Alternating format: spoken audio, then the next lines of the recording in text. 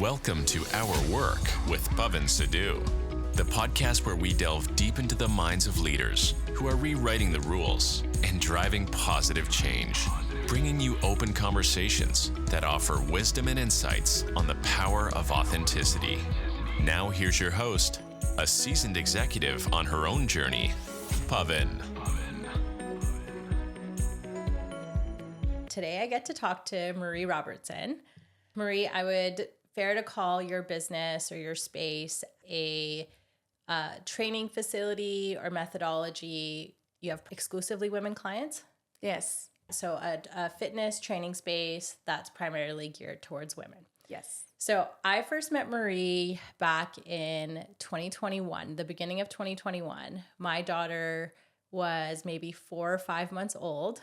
Nick and I were getting married when she was 10 months old, and a variety of different things brought me into your space. So the first one was obviously I just wanted to physically get back to myself after having a baby, but also I've admitted this and talked about it a lot, is motherhood knocked me on my ass. I was the newborn stage, the sleep deprivation, the loss of identity, the loss of my physical strength. There was so much going on in February, March of 2021 when I found my way into your space. And I remember showing up and kind of getting into the training, and the training was really good. It was what I needed. I was rebuilding a lot of my foundational strength, but it was all of the conversations taking place in your space that I really, really needed and didn't even really know that I needed at the time, because I was really just trying to get back into, I was just doing step one, and it kind of took me through the first 10 steps of trying to get back to myself. And then the other piece of it is a lot of your clientele are high performing, challenging careers, lawyers, a lot of women in the medical space, business, construction, a lot of that, a lot of those type of women are in your space. Yeah, that's exactly, it's my space. It's to sit here and say I run a private boutique training studio for women.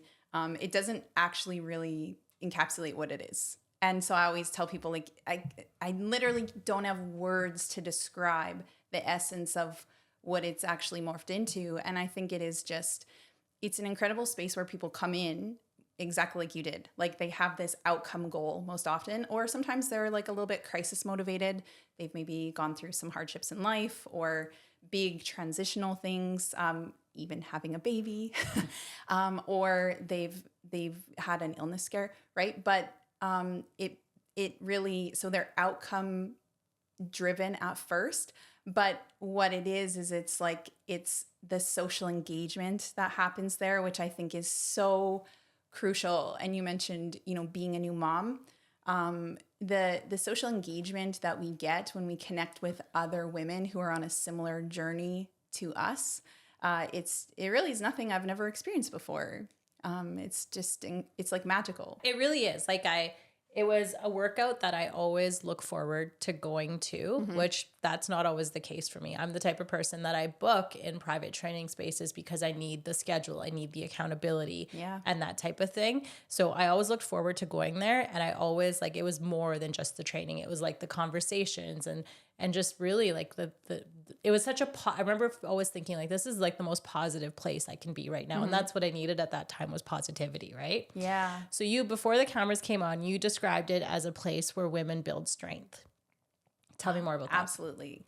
Well, I've always, I myself have been, I started my journey in my late teens, early 20s. And so it didn't take me very long to realize that when we get strong, as women, when we get strong physically, when I was talking about people being kind of outcome motivated or crisis motivated, very few people come to me and say, you know what, I just want to get really strong. And so we, whether it's the nature of training with other women who actually have gotten really physically strong, I'm not quite sure exactly what it is, but when we get strong physically, we get so strong in every other area, right? We strengthen our self-esteem gets better. Our perception of ourself gets better. Our ability to sit in, and I really notice this because I do coach some younger girls as well. I've had the pleasure of coaching teens and, girls that have kind of come up and gone into university age as well. But when they get strong physically in the gym, when we intentionally curate obstacles for them to overcome, and we teach them that, strong is good and failing is this positive and amazing thing, they actually get stronger in every area of life. So they get stronger, I find, like, even in relationships, like what they're willing to put up with, their values strengthen. Like it just improves everything. Yeah. Is that the confidence? I think so. I think it's number one. I truly believe that it comes down to, building back self-esteem, right? Building back self-confidence. And there's a little element there of, it is one of the greatest ways. Like we hear all the time people talking about self-care and self-love, but actually the way we move our bodies and the way we nourish our bodies are probably the two most actionable things that people can do to really to improve self-love, which I think all three of those things are tied together. Yeah, very much so. Yeah. And I think that's why for me at that time, it was like that little piece of time. I think it was like 2 hours a week. And it was those 2 hours a week of time that was just about me, that I could just do whatever I needed to do. Because at that time, there wasn't an abundance of time by any means. Mm-hmm. So you talk about, so women very rarely are coming to you and saying, I want to get stronger. But if you had to have an average profile of someone, an average client, what is the catalyst or the motivator bringing them to you typically? I know this isn't a one size fits all. Yeah, I would say one of the most common things is they're either looking to change their physical appearance. It is the most common, right? They're looking to change the shape of their body or the size of their body. So they're looking to build or tone, there are all these words people use to describe it, or weight loss or fat loss. Yeah. Right, is kind of the primary thing that people come for. Okay. And so physically, what's got them to that point? I would say on average, the most common thing that I see is, so we started talking a little bit about motherhood. Right.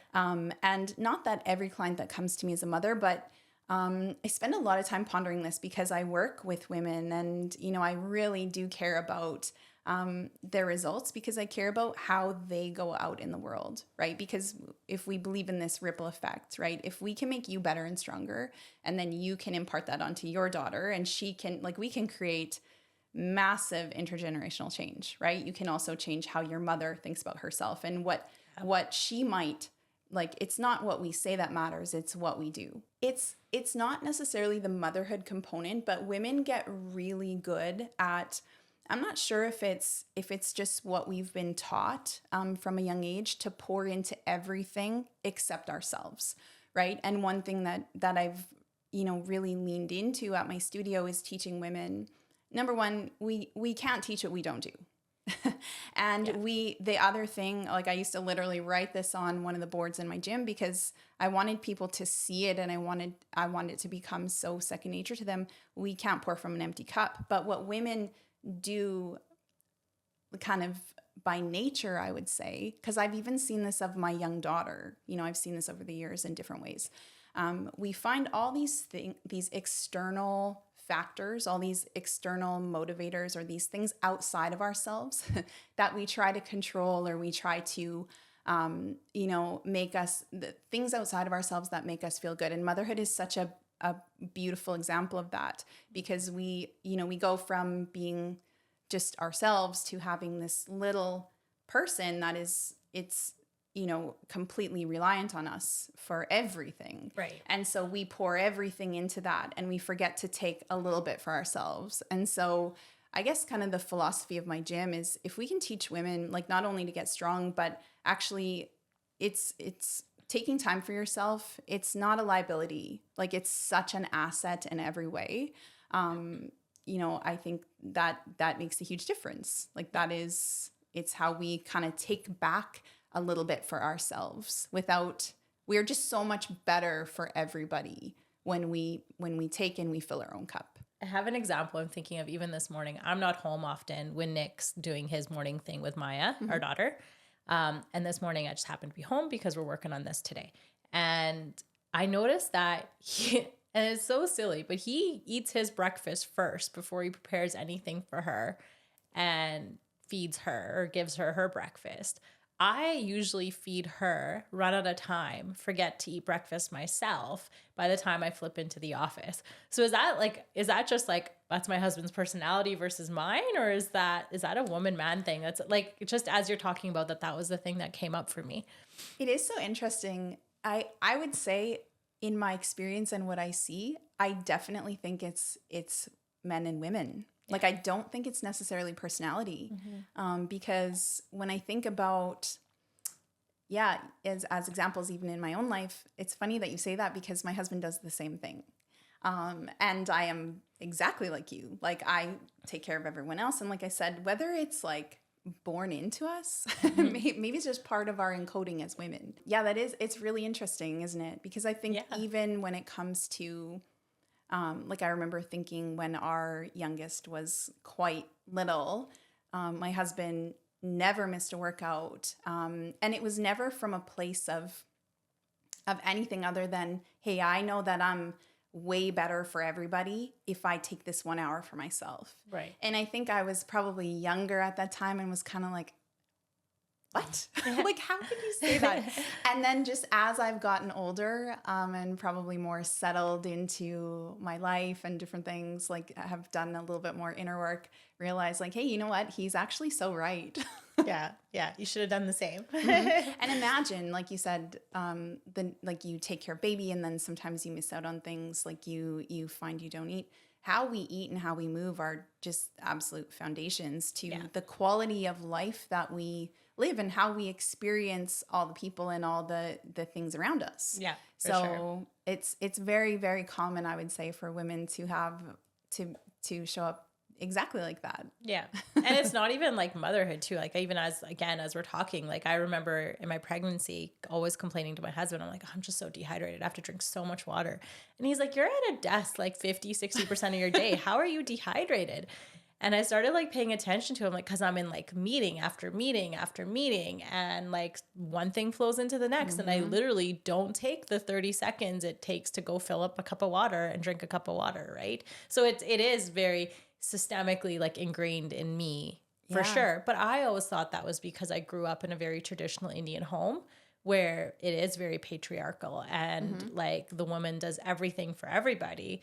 So it's interesting that you're seeing some of this pop up in your I'm sure you didn't raise your daughter that way. So it's so interesting that it's coming up in these young women coming up who didn't maybe see that in their home life. Exactly. You know, I think of this often actually because I actually was thinking about this morning, how life, at least my life, and I think you would probably say the same of yours, is life is really just, when you look back on it, when you get to a point where the dust is settled and you probably are a little bit more confident in who you are, you're more rooted in your values, you're more comfortable in who and what you bring to the table, you look back and you're like, wow, my life has really been just a series of almost like these mini experiments, and looking back and being like, well, some worked and some didn't. But with my daughter, like I've, spent a lot of time thinking about her, and now she's almost 20. So talking to her a ton about these things, which has been so fulfilling in so many ways. Because as moms, I'm going to go down a rabbit hole, but I'll bring it back. Like as moms, especially, we don't know if we're doing a good job, right? Yeah. Like we can think we're doing a good job and people can tell us we're doing a good job, but we don't really know. And I think until, in my experience now at 20, we have these, like I said, really fulfilling conversations about all of these different parts of life, I would say.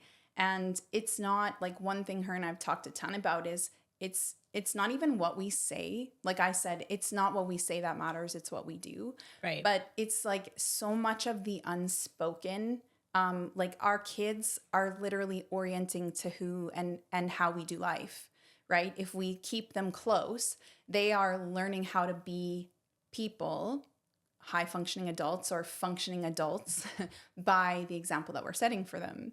So I would say, the fact that we as mothers pour into everyone and everything, even though we don't tell our kids that, we're teaching them how to be, and I would be curious if we were to conduct mini experiments on that, like if we turned that around a little bit and flipped it on its head, like what would the result of that be? Right. Yeah. right? If we taught them, hey, like I think this with my youngest, I'm like, if we teach him, not the way necessarily we taught the other ones, but if we teach him how, like what real self-care is, like what will the 20-year result of that be? Right. Instead of trying to work a little bit backwards and undo some things. Yeah. Yeah.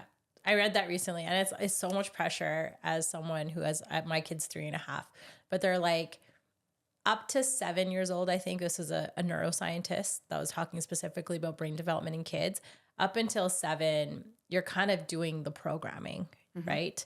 And then after 7 through adulthood, you're either going to be trying to like correct the programming or regardless, living with the results of the programming up until the age of 7. Oh my gosh. Like it's powerful and true, but like so much pressure. It is a lot of pressure. It seems a little daunting and scary, but. So I guess just thinking back about, okay, a woman has arrived at your space. So whether that's a new mother that doesn't even really know where to start, who's like, say, never trained before, or in my case, had trained pretty consistently and then completely lost it for a period of a year, or somebody who's never worked out and they're in their 40s, 50s, 60s and wants to start, or so like, where do you start? Somebody arrives at your space, they have maybe physical goals, but there's probably, as you can probably pretty quickly attuned to, there's probably underlying things they want to work on. Yeah, definitely. I think the best place to start is, number one, it has to be enjoyable for them. So whether that's the environment you create or, you get them moving in a way that makes them feel positive or feel good about themselves, like that would be the absolute first thing. And just getting women moving, right? Getting women moving is, like I had said, right in the beginning, exercise is this incredible foundation, exercise and nutrition, because they're actionable things, right? Like we can actually teach people to measure them instead of just measuring ourselves. So first thing, get them moving and start to build confidence that way. But when women come in, the first thing we teach them is, okay, well, we're gonna put you through these series of movements that are gonna be functional, right? Some of them you will have done, some you may not have done. But we want to make sure that as you age or as you progress through your journey, that you can do really functional things. Right. And so, but we teach them to measure the progress on that. So we do the same exercises. Like in my philosophy of training, I don't have women come in, especially when you talk about a 50-year-old woman who hasn't maybe done anything since she played basketball in high school, or, a mom who has never really trained, or it can apply really to anyone, but we get them doing the exact same movement patterns week to week for a period of time, so that every single week, they see the progress of that. And it's incredible what that does for a woman and her confidence, right? When she comes in the first week, she can't do a lunge, but then we repeat that action over and over, for a period of time. By the 4th or 5th week, she remembers what it felt like the first week. And she's already in her mind, like you can see it in not only the way she moves it, but the way she thinks. She's like, I remember 4 weeks ago, I couldn't do that. Right. And so we're starting to like plant these little seeds of, that will blossom into confidence. Yeah. It's really cool. Yeah. So the goal isn't necessarily like move big weight really quickly. Like you don't have really specific goals other than to improve upon whatever your starting point might be. Exactly. Okay. And I think that's the most important thing, right? Is meeting people where they are. Right. So you meet people where they're at. And if someone has never exercised, well, what they're going to do is going to be a lot different than, this person who's been maybe training for 10 years. Right. But to teach them that in a really positive and nurturing way. Yeah.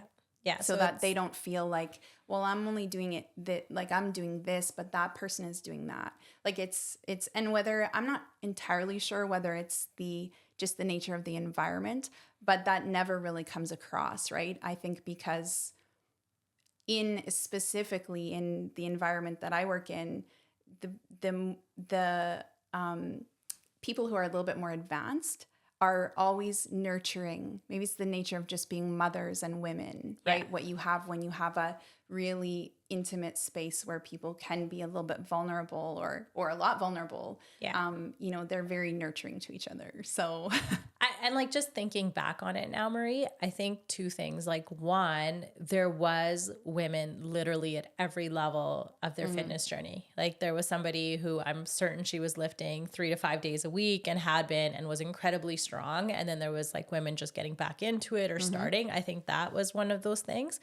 But I think the other piece of it too is like everything was celebrated. Everything just felt positive. Everybody was welcomed with a smile every day. Like I just remember thinking of it as like a really positive space to go to during COVID at a time that it was kind of tough and crappy anywhere you went. So yeah, it was everybody was welcome there, and it wasn't just a slogan. It felt very welcoming to everybody at every step. Like you could kick up the intensity and do pull-ups, or you can do like have 3 bands and it was totally okay. It didn't matter. And I think that was a big piece of it.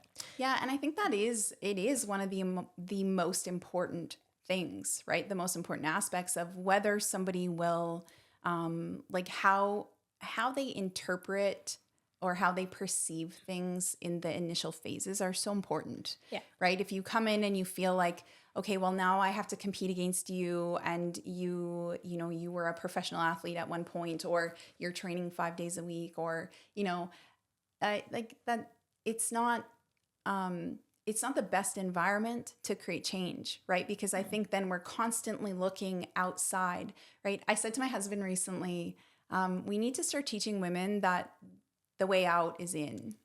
And and I think that sometimes in a public gym space where someone doesn't have the experience or the confidence, they're looking outside and they're looking at, well, what is she doing, or what is that person doing, or how can I get to that place?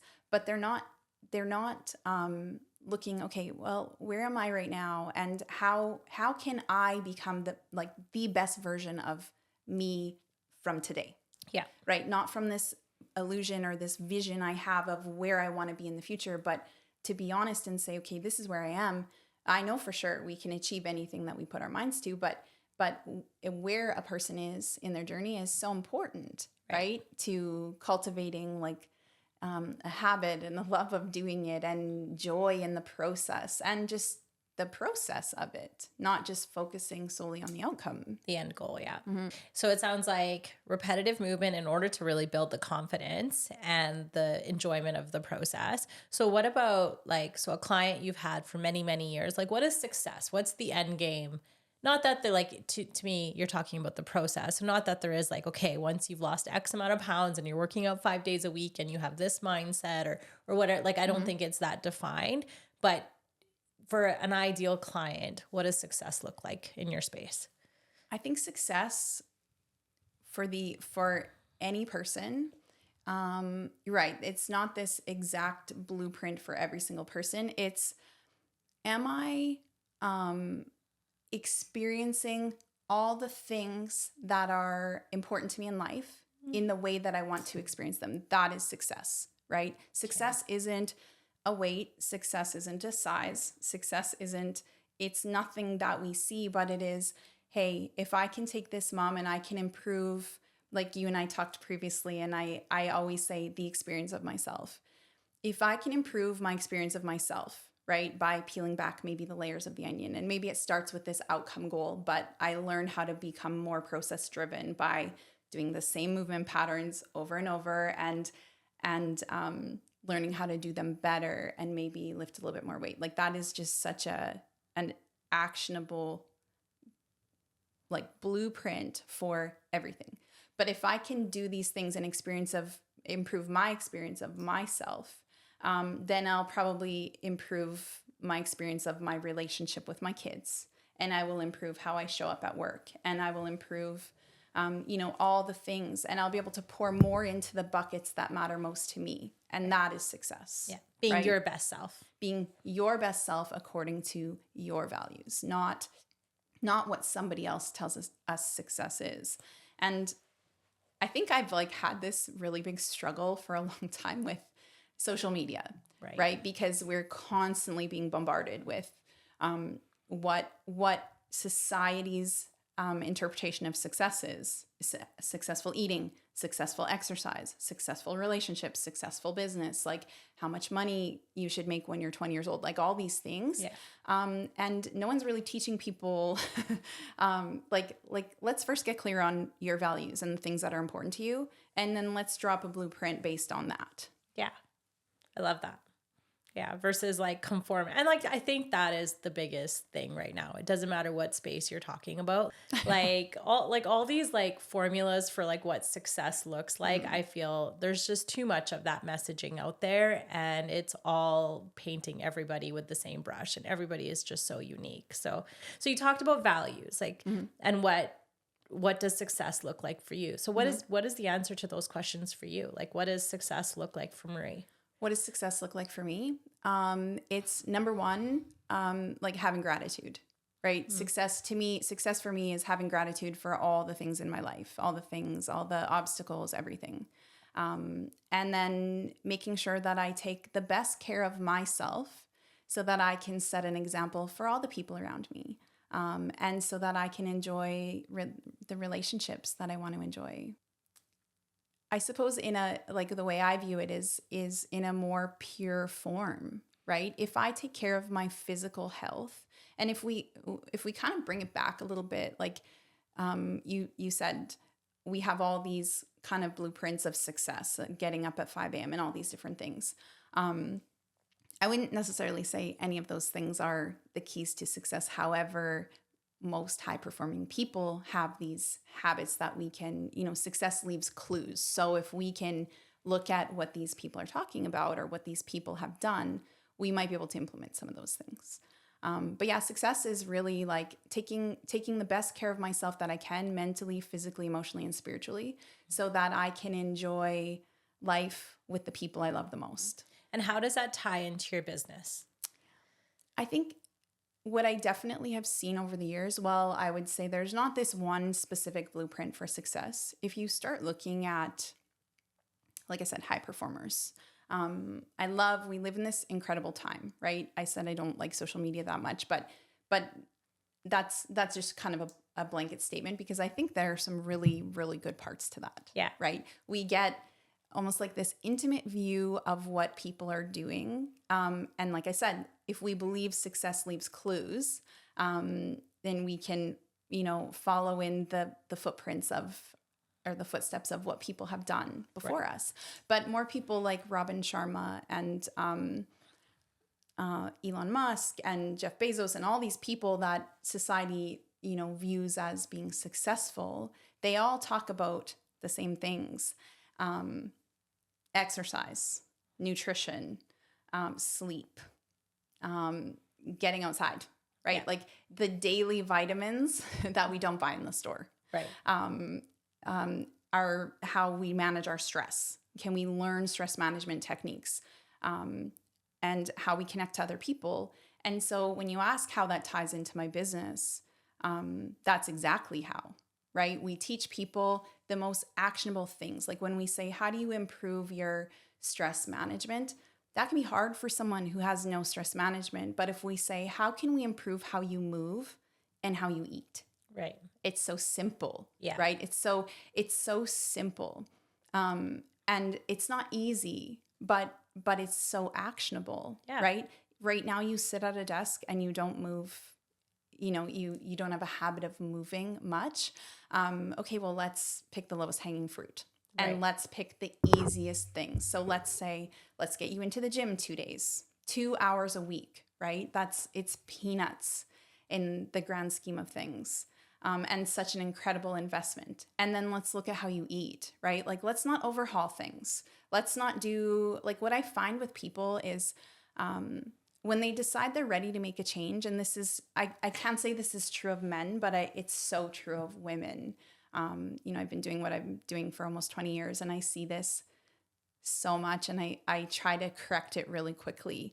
They decide they want to make a change, and so they're like, I'm going to work out 7 days a week, and I'm going to eat chicken and salad. And I'm like, that is literally the worst thing you could do, because we have this capacity, and it's I can't remember if I read this somewhere or even if it's just literally of observation, but people have like a 5 to 7 week capacity right? Some people can push through 12 weeks.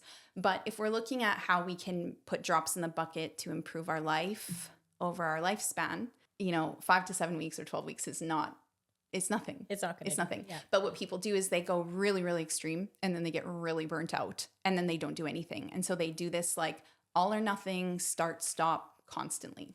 Yeah. And I say this to my kids all the time, and even to my husband, all or nothing leaves us all or nothing. So let's do the minimum effective dose. Like let's do the least we can do to get a result, or to start to get a result, to start to build a habit, to start to build confidence. And then let's go after the other things. The minimum effective dose. Yes. Yeah. Right? And it makes sense when you hear it, because you're like, oh yeah, I probably don't need to run 7 days a week when I haven't run for 20 years. We're talking about resistance, like just thinking about the minimum effective dose. Like I love that concept now, right? So I'm thinking about that. So we talk about at least a couple times a week doing some type of resistance training, strength training, whatever you want to call it, but basically, and building muscle mass and getting stronger. What else, like in that minimum effective dose, what do you recommend? Like we haven't really talked about cardio or just all the different types of training that you can do. Like if you were, and I know this is a very loaded question and there probably, again, is not a one size fits all, but in terms of like a woman who's trying to get to that place where she's living her best life in accordance with her values, and she doesn't want her physical body to be a roadblock to that, rather than support to that, what does the minimum effective dose for a woman look like? I'd say definitely like the minimum effective dose would be strength training 2 days a week. And then doing some things outside of that, whether it's like, you have to look at it in volume, right? If you look at 2 strength training sessions a week, compared to the number of hours you have actually in a week, like you want to make sure that you're getting enough activity. And I think it's, now the Canadian government recommends 60 minutes. Is it 6 days a week? I think it recently changed. But I would say like that, it looks a lot different for everybody. For you, it might look like getting down into your home gym 2 days a week for 45 minutes, like doing full body, work, so that you're leaving no stones unturned, because we really want to create, like a really, really strong foundation, top to bottom, side to side, front to back. Yeah. Right. What I see sometimes when people come in, if they've only been doing cardio or they've only been doing weight training, but only the things they like or know, we create imbalances. So we want to create structural balance, because structural balance, it creates not only structural balance in our physical body, but it also creates balance in life, right? Like we don't get injured as much. We don't have as many nuances or annoyances, like little pains. If we sit in a desk, we're not, getting these little things here and there. But then adding in going around the block a couple times with your daughter when the weather's better, or going tobogganing with her. Things like that, like things that make sense for you and your life. Yeah. I think for me, so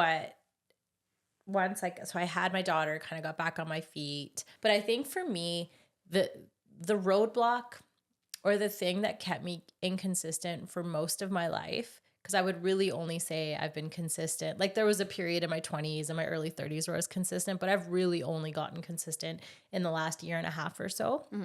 And what it was, so there's 2 things that allowed me to become consistent. And the first one was, I'm a slightly older mother than the average. I didn't have my baby when I was 25. I had her when I was 36, right?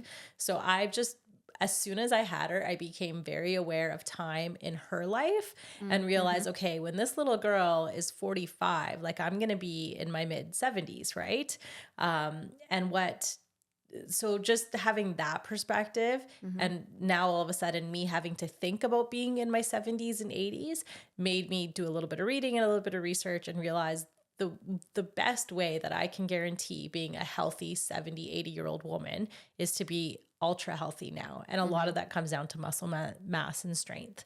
So just becoming as strong as I can now, and then working on that forever. So like once my motivation for working out wasn't necessarily like looking good in the wedding dress, or just feeling good in my jeans, or just, it wasn't like a a short-term physical goal. Like once the goal really became to be healthy and the strongest I can be as long as I can be, I realized like it took a lot of the mental roadblocks I had for working out away. And it was just really that mindset. And like since then, like I don't want to say it's been easy. I've still had to put like processes into place, meaning like book training sessions and have it in my calendar and work around my schedule. Like that's still been a challenge, but it hasn't been as much of a challenge as it ever was before for that reason. And then the other thing was I was just became so sick of being so weak and starting to have these little like aches and pains and neck pain and hip pain because of the pelvic, like all of that. Like once you just get so sick of your status quo, like that is a huge catalyst for change. So those have kind of been my two roadblocks, I would say. What are some of the roadblocks that you see in some of your clientele? Like what is the thing that keeps them from getting consistent in the gym? Themselves. Like we are our biggest obstacle. Yeah. Right. And I once had someone tell me, and I've kept this my whole life, we all have the time, the money, and the energy for the things we make a priority. And so I think, again, like pulling it back to women not being good at prioritizing their health and their well-being, that becomes a really, really big obstacle and roadblock for them. Yeah, it is. When I think about it, that is definitely, that's it. Like I could. Mindset, motivation, yourself. It really is. And I think the mindset, like if we can shift the way people look at things from being, oh, I have to go to the gym, right? Right. When we're getting ready to look good in a wedding dress, we have to do this because of this. Right. But if we, again, like kind of flip that upside down and instead of saying we have to all the time, or instead of feeling like we have to, we get to. I actually just recently had a conversation. That's why I'm like, oh yeah, it's like sound bells going off for me. I'm like, yeah, we are our biggest roadblock. In a recent conversation, I had just a wonderful woman tell me she's an entrepreneur, a business owner, like a small local business owner, and decided, much like yourself, almost like such a similar story, had her son a little bit later in life, has poured everything into this business, into her son, into her husband, and has taken nothing for herself, nothing. And so has decided that now might be a good time to start prioritizing her health, and because she's, kind of coming up on 50, which is, I'm giving this example and telling this story because this is every woman, like change the age, change the name. Yeah. Yeah. And I remember this conversation and her saying to me, well, when does it get better? Like right now, I just feel like I'm giving up so much to come and to exercise for 1 hour, 2 days a week. And in that moment, I remember just thinking like, we have this so wrong. Like we need to teach this from the time our kids are little, 3 years old, boys, girls, doesn't matter, that you're not giving anything up. What you're gaining is essentially everything, right? Except when we're 20, we don't really realize it. And maybe not even when we're 30. Yeah. And then it starts to creep in a little bit around 40. But what we gain is so much more on the back end, right? If we learn to take care of ourselves, and whether it's fortunately or unfortunately, women kind of fall into that pretty typically between 40 and 50 years old. Their kids are a little bit older. They have a little bit more spare time. They probably have a little bit more disposable income. Like there are so many factors, right? Right. They're not if they enjoy casual drinking or whatever, like they're not feeling as good after. Everything gets a little bit different. Like at that point, at 40 or 50 years old, for women, like you really need to start paying attention and start taking care of yourself, because honestly, what you do from 40 to 50 and 50 to 60 is going to determine how you live from 60 until the end. Yeah. Right? Whether it's 10, 20, 30, 40 more years, nobody knows. But it is so important. And so I'd be curious to know what would happen if we could start to teach that from a young age. Very young age, yeah. Also to this women, I found like at again, like really just getting consistent for the last year and a half since like I had my kid. There's something around the 5, 6, 7 month mark where it stops. Like you're not as sore. You're just not at like you're getting to be very proficient. Your body's handling the exercise differently. You've built up enough repetitions that it's like, it is truly a habit that your body looks for. But I found, yeah, around then I had a bit of a turning point where it got a little bit easier.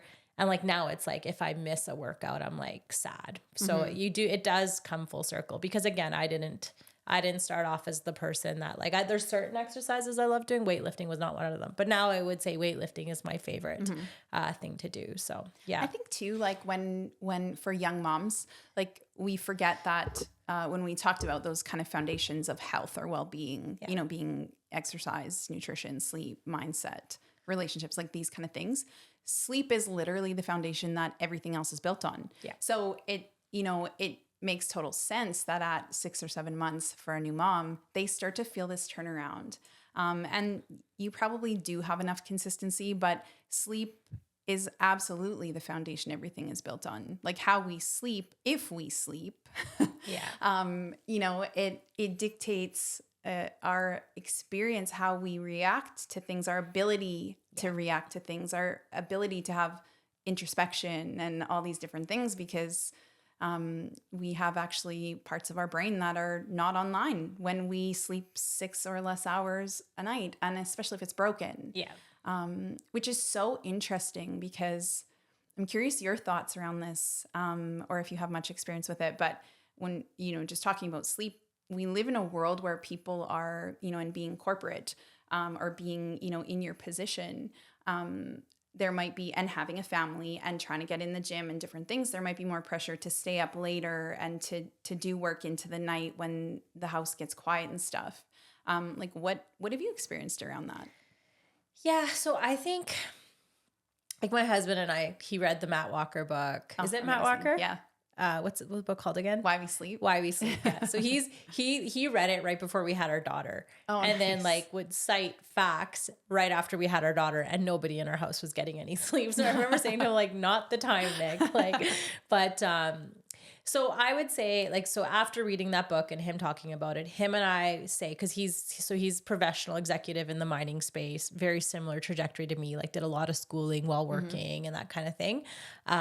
We felt like we did not sleep well in our 20s and early 30s because we didn't understand sleep and how important it was, and just really like literally did not make it a priority. But then there's also things about, at least I will say in my space, it is for a long time has been a drinking culture in the construction industry, right? A lot of like the dinners and the events, it's centered around alcohol, and alcohol means you have a terrible sleep, right?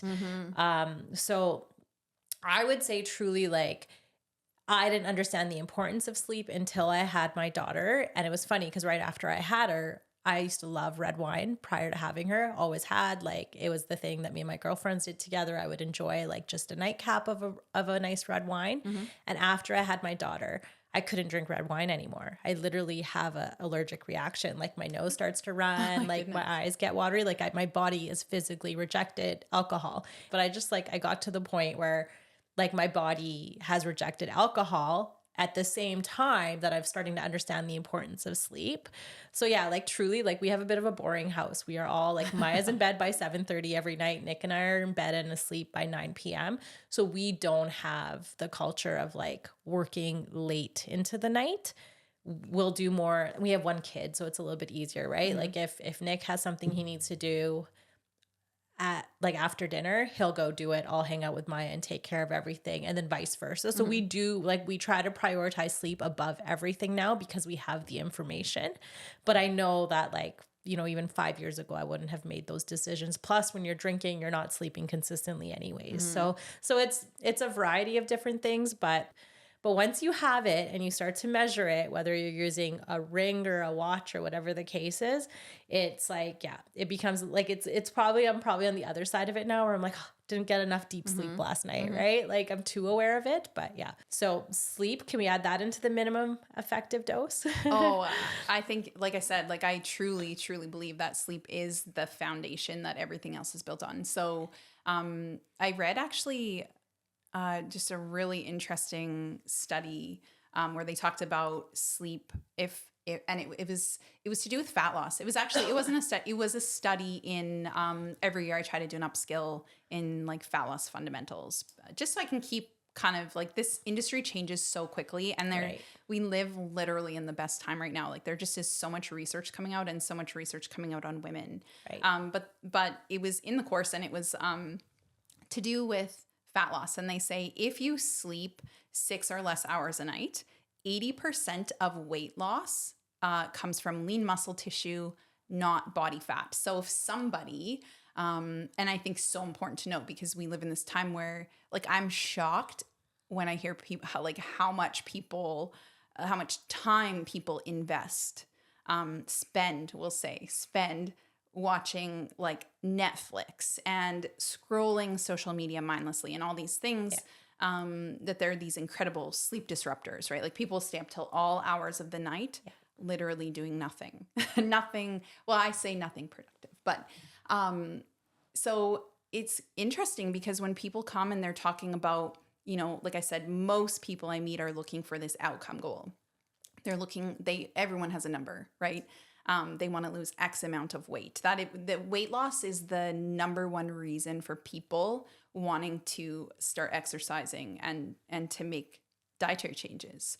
And so when you start looking at that, right, if someone is going to the gym consistently, and they're eating what they believe to be right for the outcome goal, but then they're staying up super late and they're scrolling social media for inspiration or whatever it is they're doing.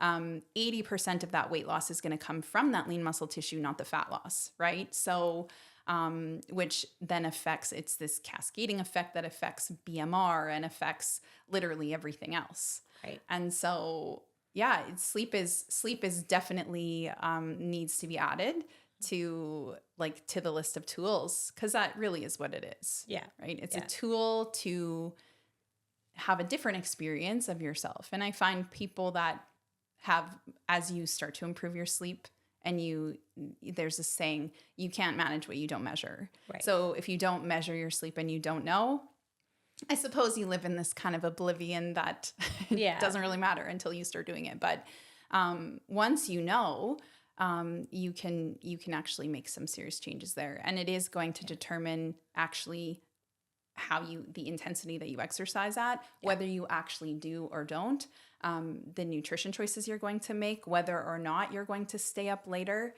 Like just as an example, like when I started tracking my sleep a few years back with an Oura Ring, I like really quickly learned that my kind of cutoff was 6. If I slept 6 hours or less, I knew that I would probably make really poor nutrition choices according to what I value, and the way that I want to eat and want to live. And I would probably spend the next day scrolling unintentionally, Right. Unless I created intention around that. Yeah. And so I just, kind of had the I want to say almost like the luxury of just rearranging my life to be like, okay, I know 6 is not good for me. Right. So anything like 7, 8, good. Let's just kind of rearrange things to make sure that happens so that I can show up better for everybody. Yeah, no, for sure. Cause you do, like, once you know what the number is the next day and how much quality sleep you got, you start to really pay attention to how well you feel and whatnot. Yeah. And it takes kind of do you use an Oura Ring? I use an Apple Watch. Okay. Yeah. So it takes the guesswork out of it, because I remember saying this years ago at my training studio.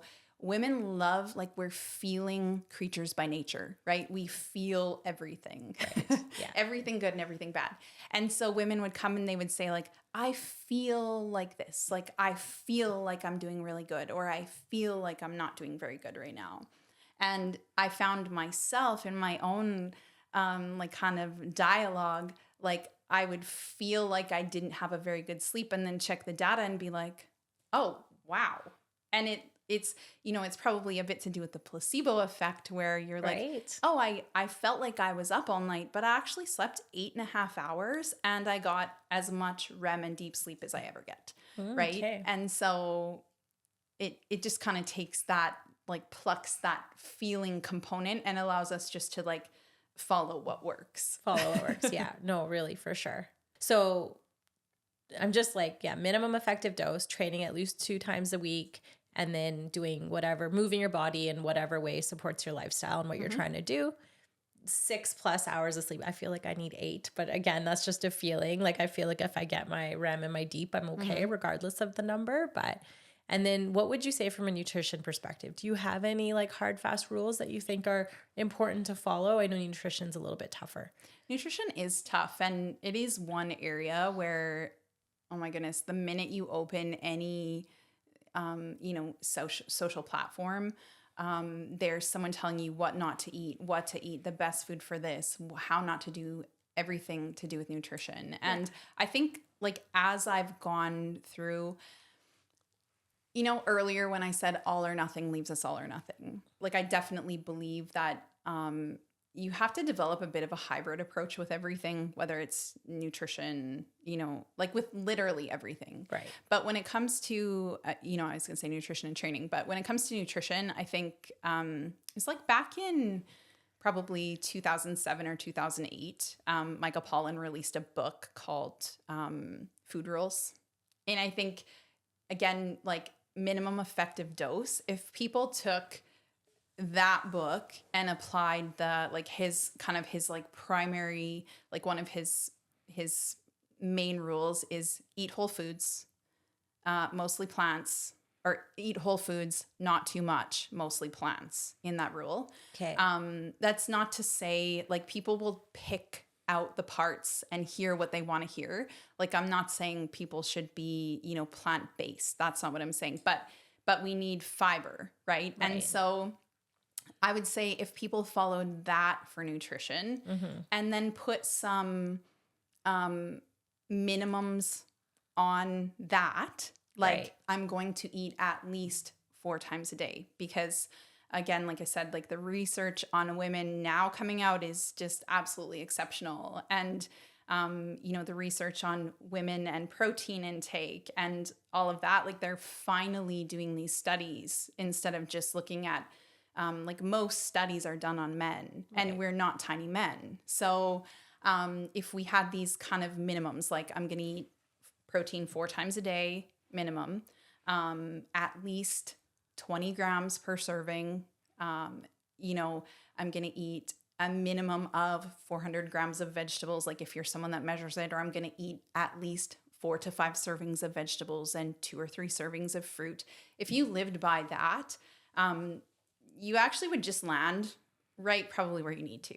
Yeah. Right. Watch, like I'm not a big, like I said, like really, I really live this way in all of my life. Like all or nothing leaves us all or nothing. So I'm not like, I'm never going to eat sugar. Like I don't see a lot of success with people that do these really big food eliminations, right? They stop eating meat. And of course there are like outliers to this. But people that completely eliminate meat or completely eliminate vegetables or completely eliminate carbohydrates or, completely cut out sugar. Well, we always want what we tell ourselves we can't have. So, especially when it comes to some of those really palatable foods. But I just am just strongly in disbelief of eliminating anything. Like, my dad used to always tell me everything in moderation, even moderation. And I never understood what that meant. And I'm sure I was like, okay, whatever. Until I got older. And then I was like, oh no, this is actually genius. Yeah. Because we should, right? We have, we teach like a lot of the chatter that we have in the training studio when it comes to nutrition is whole foods and soul foods, right? Like we eat mostly whole foods, but we do have soul foods and we apply that to our family, right? Like that was born from how Dave and I lived with our kids, that we taught them to eat mostly nutritiously dense, wholesome foods in their natural state. But then we also, of course, like, we have pizza and we eat baking at Christmas time. And of course we go for ice cream because there's an element of connection that we get when we experience those things together. Yeah. Right. And so again, it's like, it's the intent behind things. I think that matters the most when it comes to that stuff. I love that, first of all. Like all this talk about nutrition and how complicated we make it and foods you should eat and not eat and the time of day that you should be eating them, etc. Like it becomes a lot to manage. And I think it's just exhausting for most people, or at least I feel that way. I also like am really open to trying things and then just seeing how it feels in my body, whether it's going to work for me or not. The one thing that I still like, everything you said makes perfect sense and aligns really, really well. I feel better when I eat mostly plant-based, full stop. Like for me, it's not a hard habit to build because my body just loves the taste of vegetables and how they make me feel. What I struggle with is the amount of protein that is required now for women. Like to me, to get to 100 grams of protein, it feels hard and it feels like my body doesn't crave it in the same way. Like I'm just curious. Like that's the one thing that I feel like if I'm eating intuitively, like I try to do most things intuitively, that is the one thing that I think for me and a lot of women that I've talked to, that they struggle with the protein aspect of it. So I just wanted to get your take on that. Oh, that's actually I think that's really normal, actually. And I think anything we don't do feels hard, first of all, I'll say, right? Like if it's not in our nature, and it again, like just looking back to my two older ones, like, you know, my daughter who is older and then my son when they were younger, Dave and I would just marvel at this. Like he was naturally really gravitated towards eating protein. And she was like a carb crazed, like she was all about the carbs. Right. And of course, like when I say carbs, like she also ate a lot of fruits and vegetables naturally. So I think it is naturally what we gravitate towards. But a lot of women, like when we talk about protein, we immediately think meat, eggs, fish. Yeah. Right? Chicken. That's Chicken. like the first thing I think of. But when you start looking, like it actually... and this, again, going back to, you know, when I said we can't manage what we don't measure, I always try to encourage women, maybe not forever, but at least for a short period of time, track your nutrition so that you start to have an understanding. Because just like a lot of things in life, eating is something that we just do, right? We do it a little bit passively. Like we don't really understand what we're putting into our bodies. We don't understand the macronutrient breakdown and what that looks like and like how important that is for optimizing our health, our lean muscle tissue, like every part of us, right?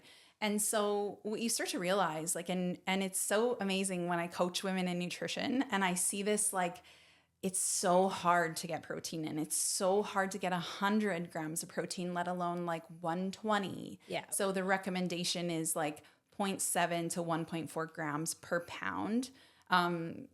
That's a blanket statement, right? If someone has a lot of weight to lose, then it's based on their predicted lean body mass, not on their weight. So we would never have a woman eating 250 grams or 300 grams of protein. That's absurd. Right. But women generally fall between like 115 and like 135 is where most women should sit with their protein intake, like as far as grams.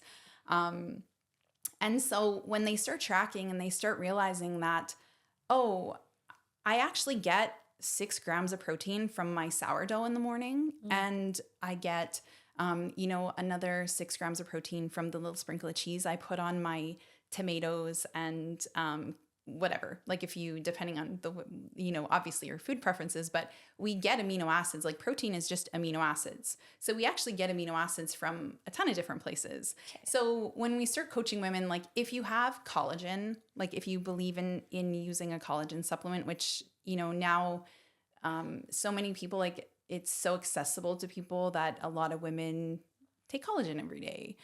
So they get 15 grams there. Well, all of a sudden, like if you have 2, reasonable servings of animal protein, maybe that's eggs, maybe it's, dairy and some chicken, beef, chicken thigh, whatever it is, it's not that crazy to get it in. But unfortunately, most people don't have the bandwidth or the knowledge to understand what that looks like. Right. And we don't place any emphasis on that, which I think is it's shocking to me. It's so crazy. Yeah. Because if we can teach people those things, once they know, right? And it's so much less daunting. And then we also don't put rules on food for no reason, because we all grow up having these rules about what's good, what's bad, what we should do, what we shouldn't do. Right. And I think that, you know, my husband always says restriction is the path to addiction.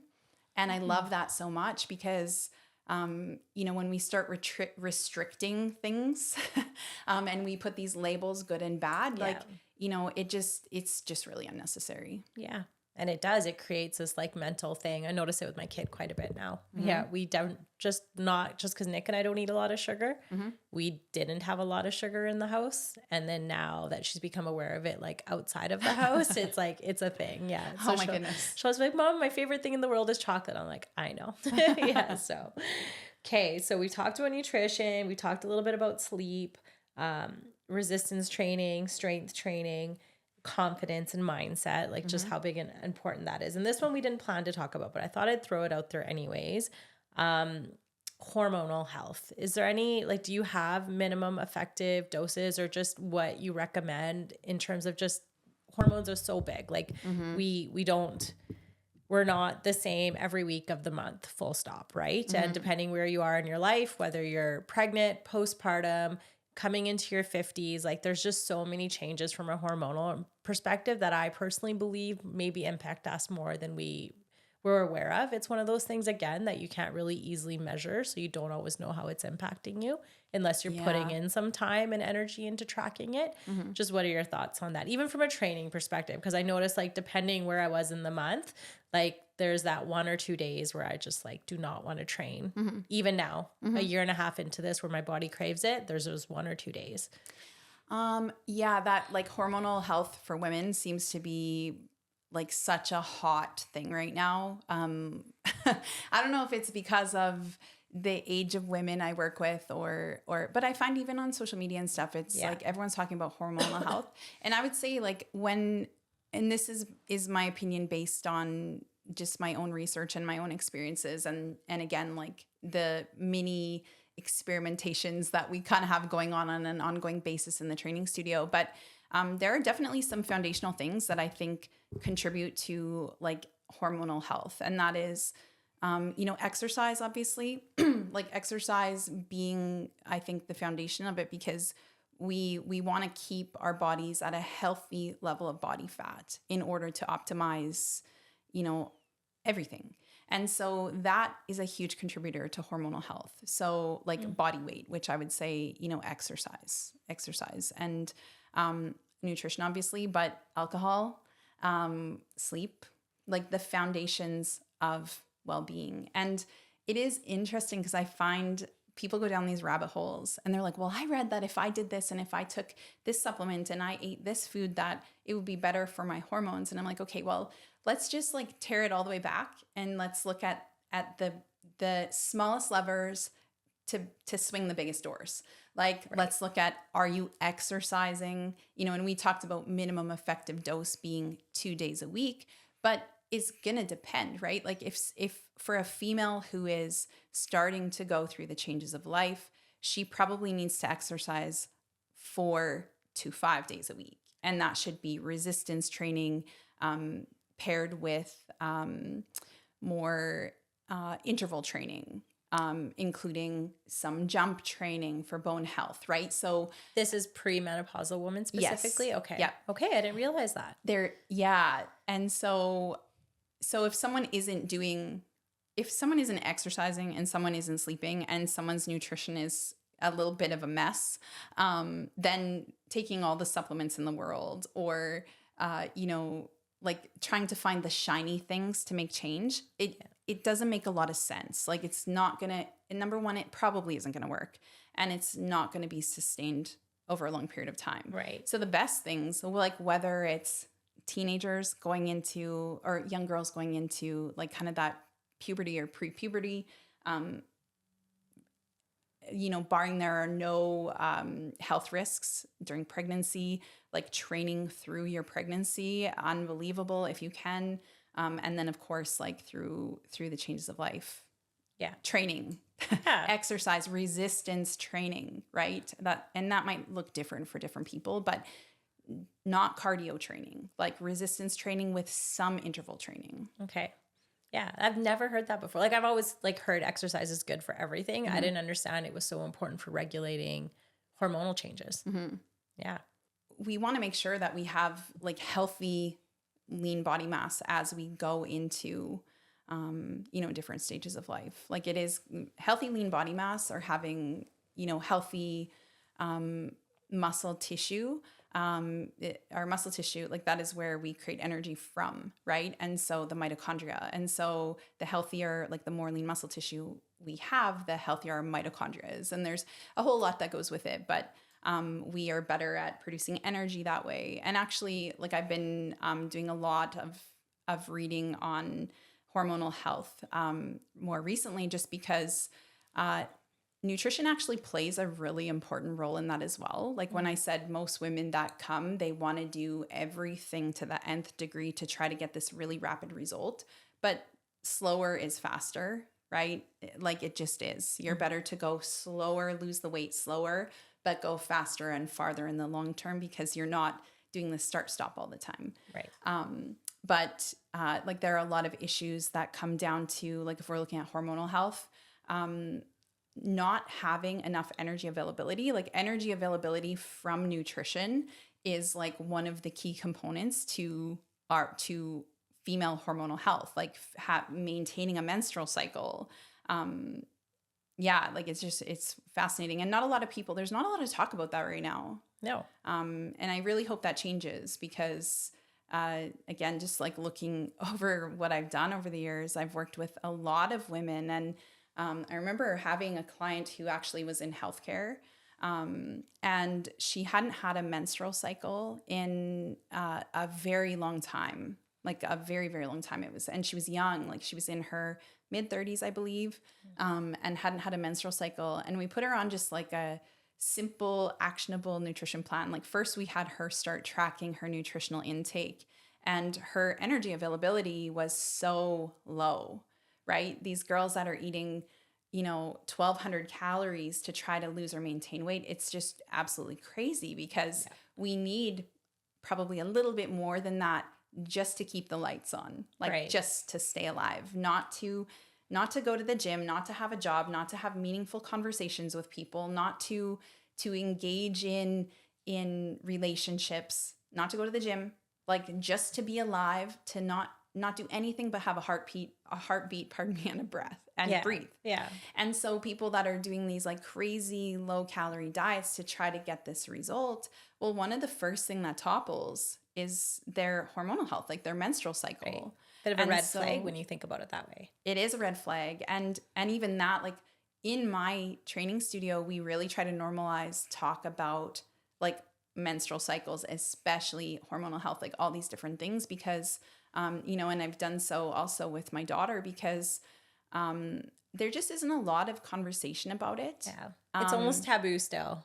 It really is. And now I find like if you look at different things, like there'll be like a tennis star will talk about like someone who's predicted to win and didn't win Wimbledon will be like, well, when interviewed by a male, he'll say, well, what happened? Like you were predicted to win. And she'll say, you know what? I just wasn't feeling it. Like I got my period yesterday. And like, you can see they're kind of like, they don't know what to do. There's like shell shock, but we really need to talk more about these things because our period, and this is like, I feel, I'm not sure if I should go here or not because of your, like maybe your audience, but I think it is important. Like our period really is the barometer of health. Yeah. Right. We can tell 100%. A whole lot. And so the same way we possibly track nutrition and we track exercise and we try to track these different things to manage them. We track our sleep. Yeah. We need to also track our menstrual cycle because you'll find maybe it's like day 20 or 22 or 23 every single month, you're just not having it. And so then instead of beating yourself up and having this negative dialogue, being like, come on, just do it. Like, you're fine. Just work out. You'll feel better after. Then if you track it, you're like, oh, I'm actually going to take a rest day that day. I'm actually going to not do anything for these 2 days because I never feel my best those days. And that's it. Like, I'm not going to have any feelings about it other than I know myself and I'm my own best scientist. Yeah, for sure. No, and I think just like being aware of that, it is also you understanding your own health is tied to that. And like, even so, I'm a big believer of like traditional Chinese medicine and acupuncture. It's just been very helpful for me over the years, whether it's like literally anything, any health issue I've ever had, including support during pregnancy. I just received the best care from those practitioners. And that's like, yeah, they like check your pulse, look at your tongue, and then ask about your menstrual cycle and like timing about it and symptoms of and all that. And that gives them a world of information as to how your body is operating at a very like fundamental, foundational, functioning ability for your body is like, that's a big skill for that. And it's interesting. So like, even like this podcast, I obviously have more autonomy over this than I have in my day job at Lafarge. And this, I schedule it around what's going on in my cycle because I know which days I'm not going to be feeling my best. And it's like, yeah, I don't want to have a really meaningful conversation and put myself out there on that day.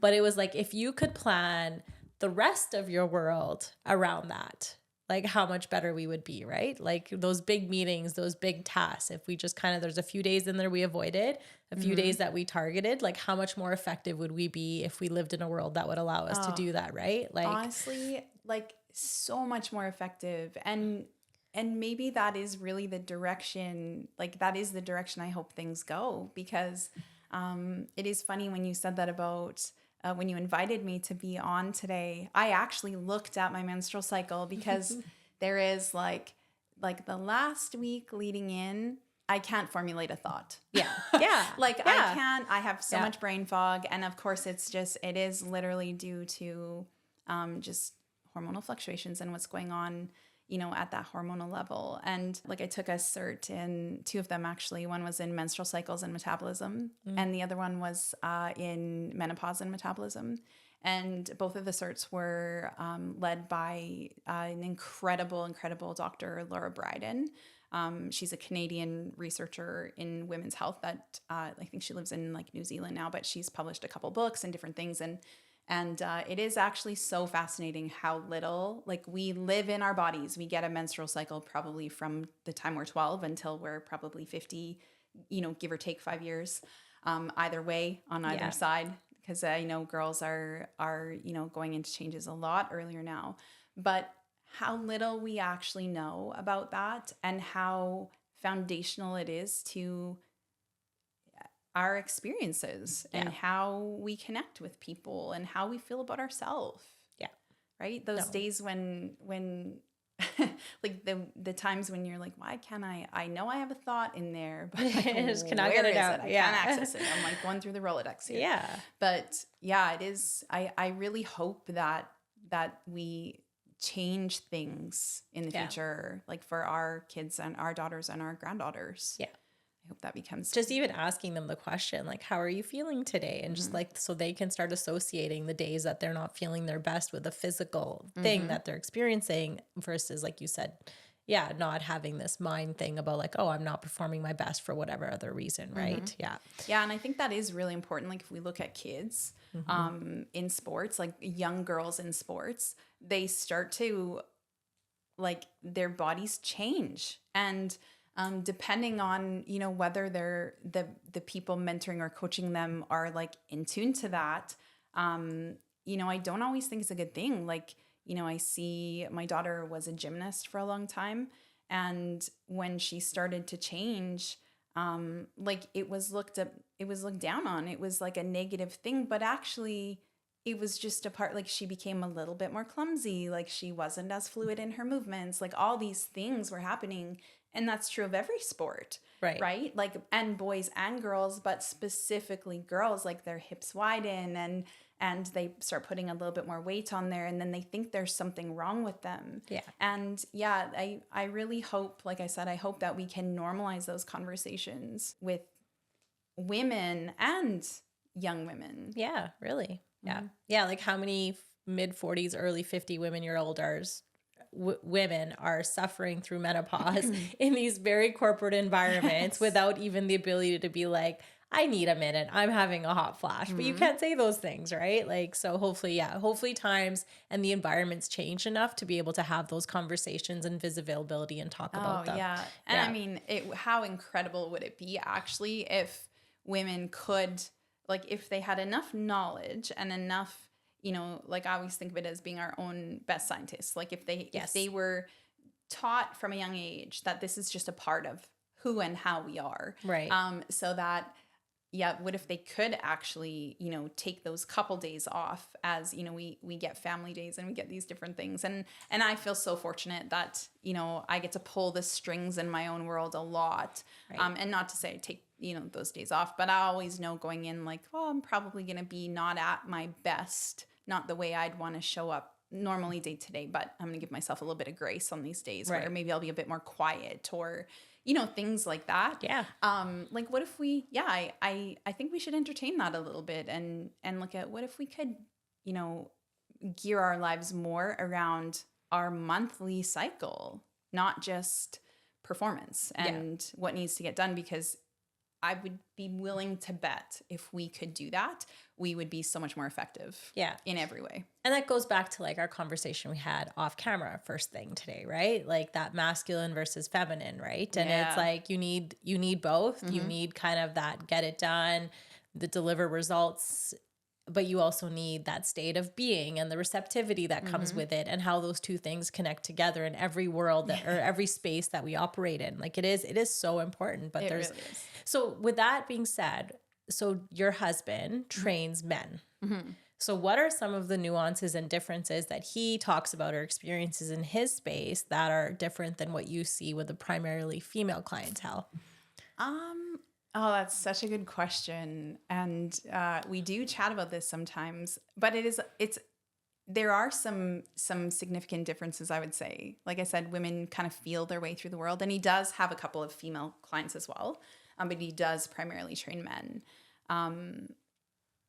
The difference is like we feel our way through and they'll just get it done, right? Like it kind of goes back to the breakfast thing, like with your husband, like where he takes care of himself and then can take care of everyone and everything else. It's same. Sometimes Dave and I will have a conversation about, like he'll tell me about a conversation he had with, one of his male entrepreneurs. And I'm like, I would never say that to a female, right? Like, as an example, like he was telling me the other day that he has a well-known businessman in the city who was watching a podcast, and it might have been like a Joe Rogan or something like that, like something a little bit rougher on the edges. And he said that the person being interviewed said, I would never hire or work for a fat CEO. And I was like, but like, what do you mean? And that was his client telling him that. And so he was like, so I heard that and I was like, oh my God, that's actually so true. I need to actually really step it up and really improve my health and improve, the way people perceive me when they first see me. And so I think the differences are huge. Yeah. Right. And just in, even in the like, as an example, someone will ask Dave a question about nutrition and he will just very bluntly tell them, well, if you do this, this, and this, you're not going to get the result, but you could do this and this. And they come back a week later and they've dropped 5 pounds because they just did exactly what he said. They cut the things he told them to cut. And, maybe they stopped drinking or they stopped, going out 5 nights a week to eat and they started cooking at home, like the really simple things like that. Yeah.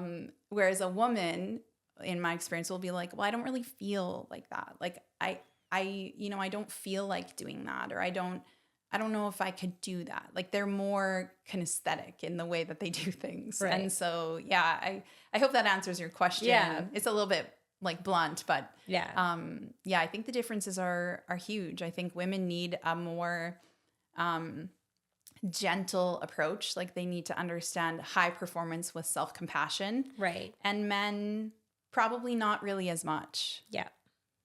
Like they're just better at just doing. Yeah. And it never catches up with them. No. And if it does, it's like you can erase, 35 years of poor lifestyle habits in a male in 14 to 16 weeks. Wow, okay. Whereas a female, it's not quite like that. It's not quite that simple. Okay. And then, so one of the questions I'm getting in the habit of asking all the guests is, so I believe everybody has a gift or a talent, and it's typically something that they bring into like every part of their life. So their personal relationships, their professional life, it's usually something that they have the innate ability to do easily, that they probably think everybody else can do quite easily because it comes so just in their nature to themselves. What is your gift or talent that you bring into your life? I would say it's not so much of a gift as something I've like learned, but it's, if we're looking at things that have improved all the areas of my life, it's definitely organization, like having a high level of organization. And then just doing things with intention, right? Yeah. As we get older, it gets easier to say no to things that don't align probably with, where we see ourselves in the future and whatnot, but definitely organization, like creating organization around. And I realize that's like a little bit daunting to people, but that has really helped me because I took care of my 2 older kids on my own for a long time. And without learning how to be organized, I couldn't have started a business, and I couldn't have traveled all over North America competing, and I probably couldn't have maintained, where I was at. And so, yeah, I think if you can apply a level of organization around training, like booking days and times, nutrition, right? When you're grocery shopping, prepping foods, like having things around that you enjoy eating, maybe not buying the other things, like those are all levels of organization. Organizing time, like looking at how much time you spend on your phone, like looking at your screen time. I think it's a huge contributor to organization. And sorry, one thing I don't think I have asked you or we've ever talked about is, what was the catalyst for you starting your business? Oh my gosh. I just wanted to help women. I just wanted to change the lives of women, and make it easy for them. Like I wanted to teach. I started my business because I spent a lot of years doing things the wrong way and learning. And I'm so grateful for that. In that process, I learned, it's interesting, as children we're taught like failure is not good, right? We never want to fail at anything. We only want to be the best at things. And so we have this fixed mindset on failure. And then as I got older, I learned like the more I failed, the more I learned, right? And so I had a lot of failures that taught me a lot of lessons that made me realize that I was like really overcomplicating so many areas of my life. And starting my business really was born out of that, right? Like giving women back their power, by empowering them, like teaching them how to empower themselves and each other. But then, just, creating a space for women to fail and to learn failure is a great thing. Yeah. And so, I wish sometime, like, if I could just like take all the things I've learned I've messed up so many things so many times. Oh my goodness. If I could just put that in a box and then teach that to people, it would be amazing. Yeah. You're doing it, by the way. Like, so what you set out to do, I would say, like in the year and a bit I was with you, I feel like you're 100% creating a space for all of that to happen. So that's pretty cool. Well, thank you for saying that. Yeah. That means a lot to me, actually. Awesome. Thank you so much for being here and having this conversation. Yeah, I did not know where we were going to end up, but I think we ended up exactly where we were supposed to. I really appreciate it. Yes. Thank you so much for having me. It's been like an absolute joy and pleasure to chat with you. Great. Thanks, Marie.